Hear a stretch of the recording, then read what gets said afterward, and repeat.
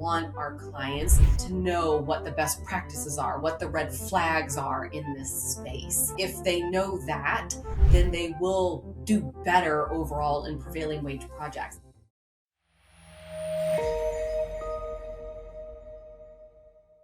Welcome to episode 0 of the Prevailing Wage Report, where we promise it's certified.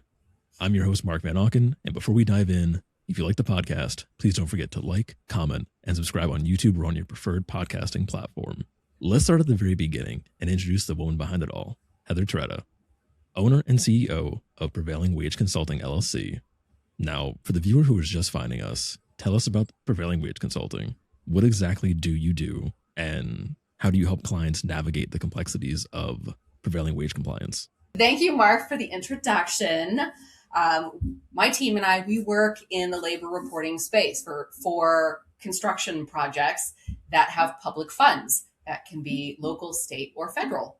And the component to ensure that the workers are paid for the tasks that they're performing on site is the component that we focus on. And all that is behind that. It goes beyond just reporting the labor. It's usually all the documentation and making sure all the bits and pieces are in place so you're compliant and you don't have a whole bunch of potential liability hanging out there. So that's what we do year round. It's not for everybody, but we love it.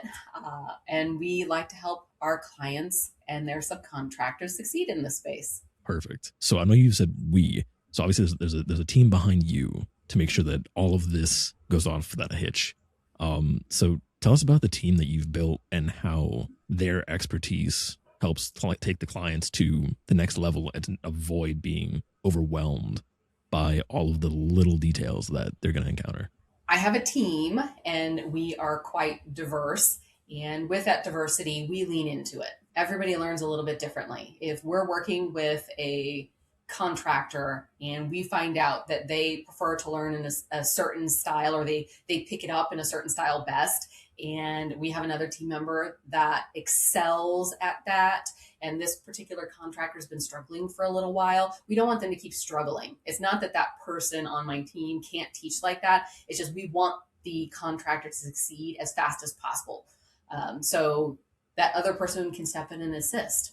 And that's something that we utilize for all of our clients. It's not you're stuck with this one person. It's a matter of we understand what you need, how you learn, and how best can we help you understand that. We want our clients to be confident in this space. Does that mean outsourcing all the labor reporting? Maybe, but does it mean you still have to work at a level where you don't understand what's going on? No. We want to teach our clients what they would like to learn so that way they feel confident in the space. That's where we're quite different than a lot of other companies because we don't mind teaching them. There's so much knowledge that needs to be known in this space. Even if we teach our clients 30% of it, it's a lot of leftover knowledge. Exactly. Yeah. So it sounds like you guys really work together and all your complexities come together to allow for a one size fits all. No matter who the client is, you have somebody who's able to help them with the way that they need to get their work done. So on the less work official side, is there anything that you guys do for fun? Is there any kind of, what's the workspace like? How do you, and the camaraderie like? Oh, sure. So we have a lot of hobbies between everybody. A lot of pets as well, and family, lots of family. And something that we do as a company is we do would you rathers. They're questions. Would you rather travel to the moon or deep under the sea or something like that? And we kind of do this we want to know who's on our team with us and their preferences for different things. And responses are pretty funny. You think you have an idea of what someone's going to say, and then they tell you the answer, and it's like, didn't see that coming. But it also helps because our viewpoint is quite different. So it pops out in the would you rather questions. And it's so much fun. We usually ask a couple of them each week, and sometimes I have no idea what people are going to say, and other times I think I do, but I'm consistently surprised also. So we do that. There's a lot of foodies in the group, lots of pets and family. We're regular people who just happen to love labor reporting. Um, is the big takeaway. We're all doing our thing, but also working on labor reports with our clients. And then when the team talks about like TV shows or movie references, I cannot follow those very well. But I'm getting better at that. But that's also funny because when we talk about something like, okay, well, I'm not sure what you're talking about, the next week we may mention it again. And be like, I looked into this and I just figured this out. An example of that would be the office space. I did not know what that was for the longest time. I knew the references, but I'd never seen it. And when I finally saw one episode, I was like, oh, that's what that is. Um, yes. And there's still times where I get ribbed about that a bit because I was really behind on figuring out what that was. But I knew the references. I felt like I was good. Yeah. No, definitely The Office is it was one of the biggest shows. It's actually not far from me where it was based on. So for everyone who's listening and watching, if you're enjoying the conversation so far and you want to stay up to date on prevailing wage compliance, don't forget to like, comment, and subscribe on YouTube or on your preferred podcasting platform. So we know people learn in different ways. We know that there's so many different topics that are going to be covered. And people are going to absorb the information differently. What do you want people to be able to take away from tuning into the Prevailing Wage Report? I'm glad you asked.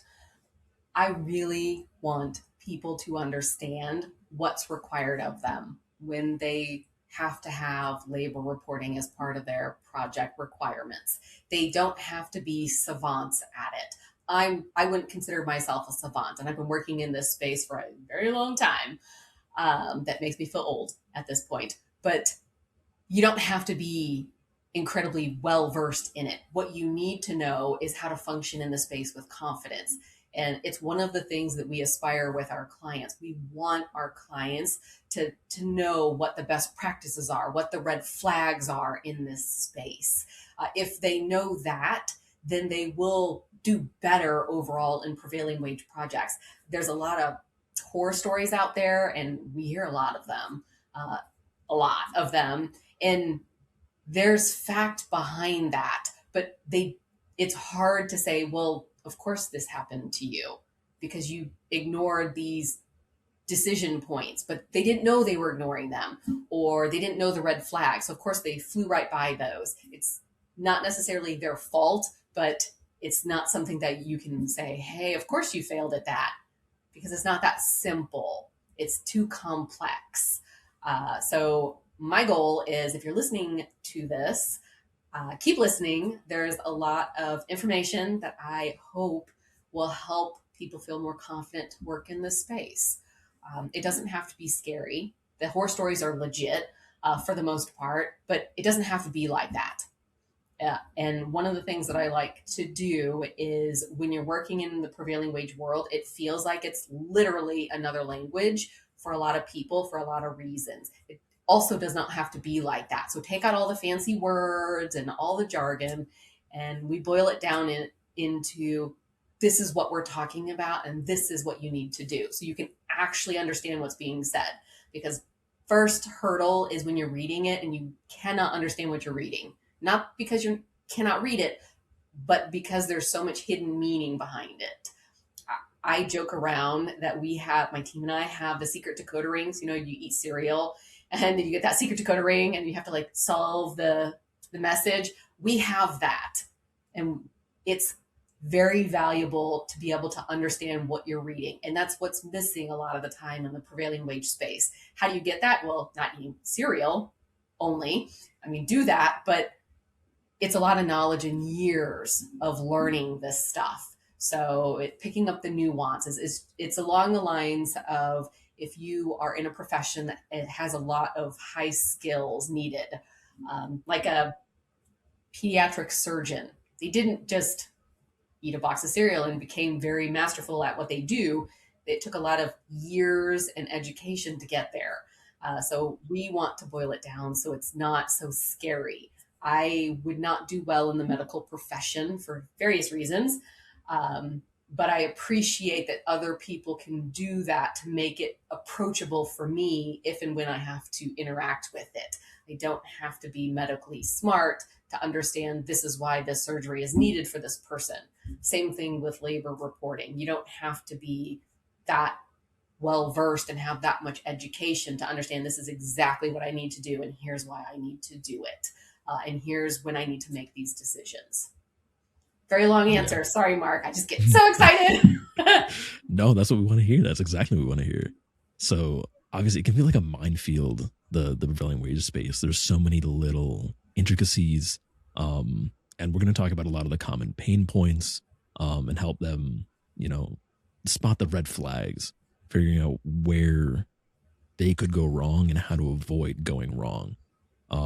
So how are we going to help the audience avoid those pitfalls and be able to keep the conversation approachable and not too stuffy, not too high level, but a level that everybody can digest just a little bit of the information? Sure. So some really quick pain points that keep happening, and it's something that a lot of government agencies consistently look at when they're looking at these prevailing wage projects, because it's like the gift that doesn't stop giving, essentially. It would be misclassification of the workers. That has so many explanations of why that category is one that's consistently checked. Apprentices, same thing. So many reasons why that one is always checked. And then there's other pain points that happen. I like to joke around. It's very much like bell-bottom pants coming in and out of trend. Apparently, according to my kids, they're trending again. So yay, I guess, for that. But it's same thing with labor reporting. Right now, the trend is focusing more on verifying workers are legal to work here in the States on federally funded construction projects. So there are some that are pretty consistent, like the apprentices and the worker misclassification. And then there are some that it'll be a focus. It's not ignored ever, but it takes more of a front seat visually on projects than it has in the past. And then just like bell-bottom pants, it'll cycle through and something else will pop up. It doesn't go away, but it's more eyeballs are on it consistently. So those are a couple of them. And then understanding what's required. When you say prevailing wage project, most people don't even know where to begin. So starting would be another one. It's very similar to if you say, hey, do you want to go out and get lunch? My first thought isn't I'm going to go to the office supply store and buy note cards. Because that doesn't even make sense. Like, you don't eat note cards for lunch. But in the prevailing wage space, when you say, hey, there's a labor reporting project, we've had a lot of clients over the years not even understand, like, where do I start? Okay, well, step one, find a restaurant that serves food. And it was shocking at first. It was really shocking, but then you understand how frustrated people are. And then you realize, yeah, that makes sense now. And that's really a key indicator of what kind of help they need. So that's kind of where we start. Perfect. So we're kind of going to the close here. I have two more questions for you. Mm-hmm. So I'm going to give you a would you rather, since you said that your team likes to do would you rathers. So would you rather have unlimited never-ending battery on life on all your devices forever, or always have perfectly reliable lightning fast Wi-Fi no matter where you are? Absolutely the Wi-Fi, because I like to, I guess, live dangerously with the whole battery situation, because I do that regularly, not intentionally, but Wi-Fi. It's shocking to me areas of the country that you would think would have Wi-Fi connectivity that still does not. So definitely the Wi-Fi, but the whole battery situation, I can kind of like piece together. You buy a battery bank, you're good. Yes, or a couple because you forget to charge them. Yeah, You can fix Yep. it, but the Wi-Fi, you're just kind of stuck. So Yep. You're on an airplane. Airplane Wi-Fi is not great. So definitely no. understand that. And you would think they had the best, but no. Okay. Then last question for the day. When someone finishes an episode with us, what's the ultimate feeling you want them to walk away with? I hope that I made somebody smile and that they have somebody that they can reach out to for help.